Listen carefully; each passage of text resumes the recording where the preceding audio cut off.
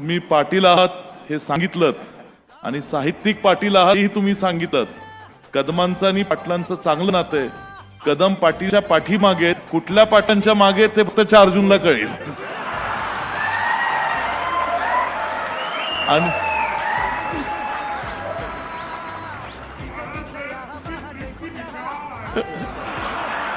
सांगलीत विशाल पाटील यांचा मोठ्या फरकाने विजय झाला। यामध्ये डॉक्टर विश्वजित कदम यांनी महत्त्वाची भूमिका बजावली।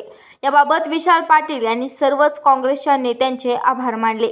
डॉक्टर विश्वजित कदम यांनी सांगलीची जागा काँग्रेसला मिळावी यासाठी दिल्लीला अनेक वाऱ्या केल्या, मात्र ठाकरेंना ही जागा सुटल्याने विशाल पाटील हे अपक्ष उमेदवार म्हणून मैदानात उतरले। विश्वजित कदम यांच्यासह सांगलीतील काँग्रेसच्या नेत्यांनी आपली सगळी ताकद विशाल पाटील यांच्या पाठीशी उभी केली आणि विशाल पाटील यांना निवडून आणले। गेल्या 10 वर्षापासून भाजपच्या ताब्यात असणारा मतदारसंघ खेचून आणल्याने विश्वजित कदम हे खऱ्या अर्थाने सांगलीचे किंगमेकर ठरले। आम्ही सांगलीचे वाघ आहोत आणि ते दाखवून देऊ असा शब्द देणाऱ्या विश्वजित कदम यांनी विशाल पाटील यांना विजयी करून आपलं वर्चस्व सिद्ध केले।